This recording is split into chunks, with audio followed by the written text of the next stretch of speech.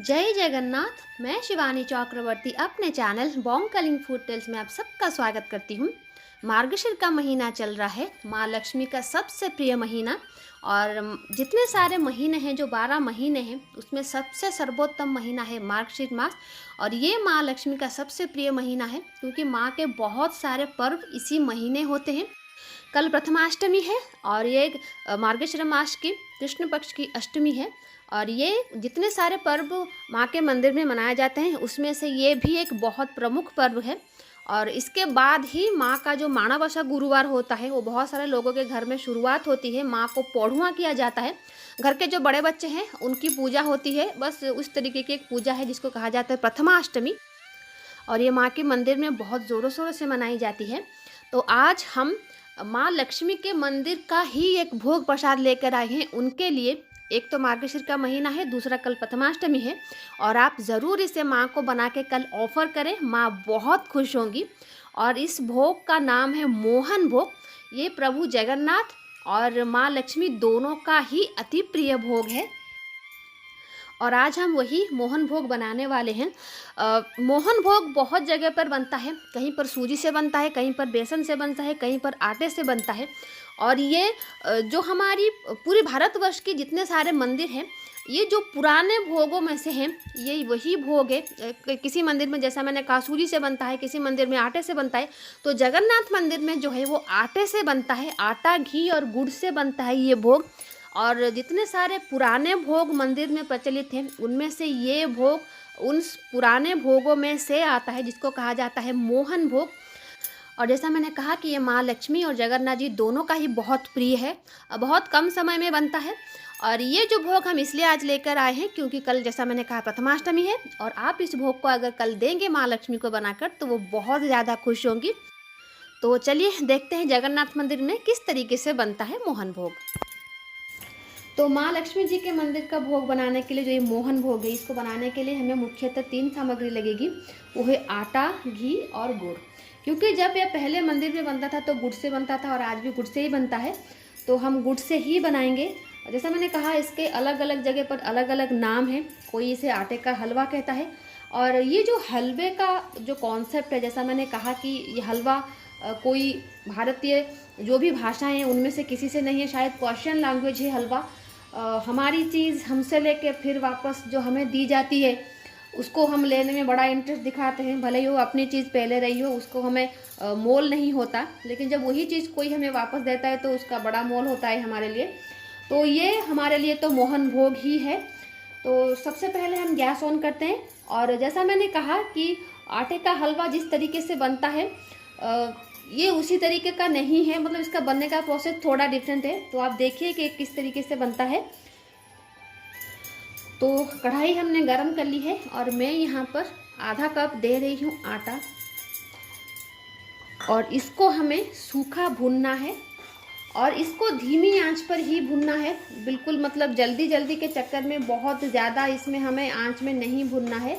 हमें इसको धीमी आंच पर ही भूनना है, चाहे जितना समय लगे, लेकिन हमें धीमी आंच पर इसको भुनना है। तब तक भुनना है जब तक इसकी खुशबू अच्छी तरीके से ना आए।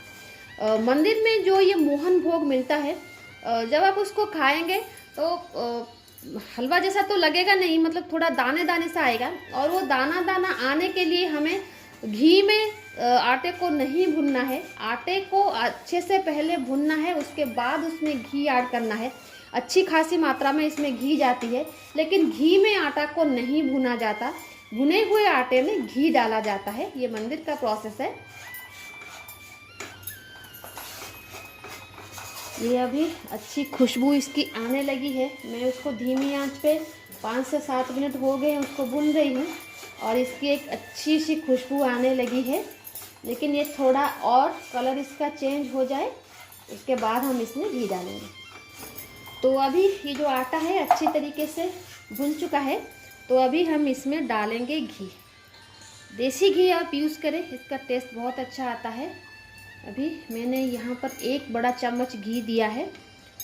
अभी देख लेते हैं, अगर घी इसमें ज़्यादा और लगेगा तो हम इसको देंगे घी, लेकिन मैंने इसमें 1 बड़ा चम्मच घी दिया है और इतने में ये हो जाएगा। जितना आटा हमने लिया था मैंने यहाँ पर आधा कप आटा लिया था, तो इतने में ये हो जाएगा। और इस घी के साथ हमें इस आटे को और 2-3 मिनट तक पकाना है। वैसे तो आटा पक चुका है, लेकिन फिर भी हमें 1-2 मिनट तक इस घी के साथ इसको पकाना है। तो अभी ये हो चुकी है, तो मैं अभी उसको निकाल रही हूँ और वापस से हम इसी कढ़ाई में ही हलवा बनाएंगे। लेकिन सबसे पहले मैं इसको निकाल लेती हूँ। तो वही वापस से मैंने वही कढ़ाई चढ़ा दी है और अब हम इसमें डालेंगे गुड़। मैं यहाँ पर प्रोसेस गुड़ का इस्तेमाल कर रही हूँ और जितना मीठा हमें चाहिए हम उतना ही यूज़ करेंगे।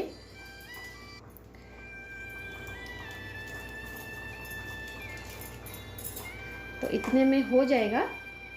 आप अपने हिसाब से गुड़ का इस्तेमाल करें। अगर आप इसको कभी बना के माँ लक्ष्मी को देना चाहें तो आप अपने हिसाब से गुड़ दीजिए। और कभी आप लक्ष्मी मंदिर आएँ, अगर जगन्नाथपुरी धाम आएँ तो लक्ष्मी मंदिर में ये ज़रूर खाएं इसको। ये मंदिर का जो होता है मोहन भोग बहुत ही टेस्टी होता है। तो अभी हम क्या करेंगे, इस पानी के साथ गुड़ को पकाएंगे। हमें कोई सिरप नहीं चाहिए, हमें सिर्फ गुड़ का पानी चाहिए और कुछ नहीं। और इसी पानी में ही इस आटे को वापस से हमें पकाना है। तो सिर्फ हमें पानी ही चाहिए। तो गुड़ और पानी आपस में अच्छी तरीके से मिल चुके हैं। तो ये इसी पैन में बनाने का ये मतलब मकसद है। वैसे तो मंदिर में जिसी पैन में आटे को भुना जाता है उसी पैन में बनता है, मकसद तो वो एक था। और दूसरी बात, जो इतने सारे घी लगा है इसमें और आटा साइड में लगा है वो इसी में रह जाए और उसका फ्लेवर भी घी का जो फ्लेवर होता है ये इसी में रहता है, रह जाए, इसकी वजह से हमने इसमें डाला है।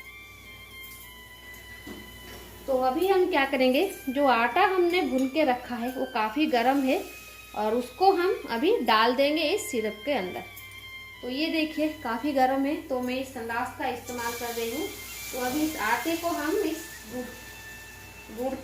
गुड़ और पानी का जो मिश्रण है उसमें हम डाल देंगे और इसको अच्छी तरीके से हमें मिलाना है।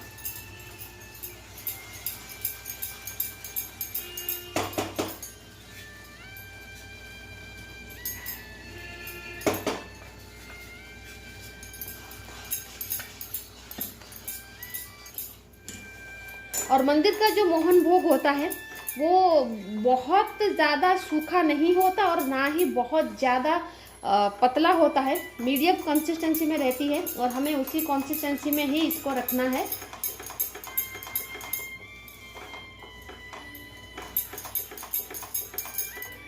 वैसे तो इसकी खुशबू बहुत अच्छी आ रही है, घी में भुना हुआ आटा, उसमें गुड़, लेकिन फिर भी मंदिर के भोग की एक स्वाद अलग सी होती है और उसका फ्लेवर भी अलग सा होता है। तो अभी हम इसमें डालेंगे जो मंदिर में डाला जाता है जायफल। थोड़ा सा जायफल हम इसमें ग्रेट करके डालेंगे, ज़्यादा नहीं डालना है क्योंकि जो आटा और घी में जो भुना हुआ वो जो फ्लेवर है वो आना चाहिए, लेकिन फिर भी थोड़ा सा जायफल हम डालेंगे, बहुत ज़्यादा नहीं डालेंगे वरना सिर्फ जायफल की खुशबू ही आएगी और वो जो मोहन भोग का जो खुशबू है वो बिल्कुल नहीं आएगी। लेकिन मंदिर में डाला जाता है इसलिए हमने थोड़ा सा इसमें डाला है। और थोड़ा सा घी मैं इसमें डाल रही हूँ, आखिर में थोड़ा सा हमने इसमें घी डालना है और इसको अच्छी तरीके से मिला लेना है। जगन्नाथ मंदिर में काफ़ी घी का इस्तेमाल होता है। माँ लक्ष्मी जी के लिए तो अलग से रसोई होती है क्योंकि जगन्नाथ जी का जो रसोई है वहाँ से बना हुआ कोई भी खाना माँ लक्ष्मी के पास भोग नहीं होता। माँ लक्ष्मी जी के लिए अलग भोग बनता है। जो हमारी नेक्स्ट वीडियो आएगी वो माँ लक्ष्मी जी के मंदिर और माँ के जहाँ पर भोग बनता है वो क्यों अलग होता है उसके बारे में होगी। लेकिन आज मैं सिर्फ ये भोग बना के डाल रही हूँ और महालक्ष्मी मंदिर में और भी बहुत सारे भोग हैं जो हम डालेंगे आगे। लेकिन नेक्स्ट जो वीडियो आएगी, कल आएगी या फिर परसों आएगी, जो भी आएगी वो महालक्ष्मी जी के मंदिर के ऊपर ही होगी।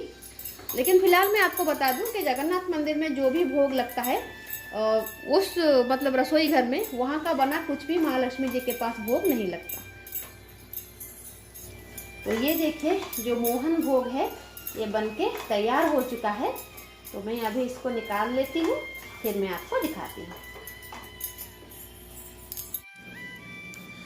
तो ये देखिए, ये मोहन भोग बनके तैयार है। कितना सारा घी और आटा और गुड़ और जायफल, इन चारों की खुशबू इतनी अच्छी आ रही है ना, तो पूरा मेरा घर महक रहा है इस खुशबू से।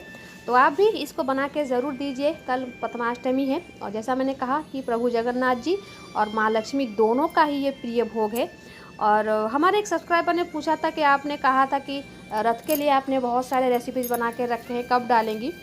तो मैं वो तो वीडियो तो अभी है मेरे पास, मैंने उसको एडिट तक नहीं किया था क्योंकि मेरी तबीयत तब बहुत ज़्यादा ख़राब हो गई थी। तो मैं उसको भी टाइम देख के कभी डालूँगी। तो आज के लिए इतना ही। अपने नेक्स्ट वीडियो में हम माँ लक्ष्मी जी की कोई और रेसिपी लेकर आएंगे, जो भोग की रेसिपी होगी, जो माँ लक्ष्मी के पास मंदिर में बनता है, और वो भी आपको काफ़ी पसंद आएगा। तो आज के लिए इतना ही। रहते हैं। जय जगन्नाथ, जय माँ काली।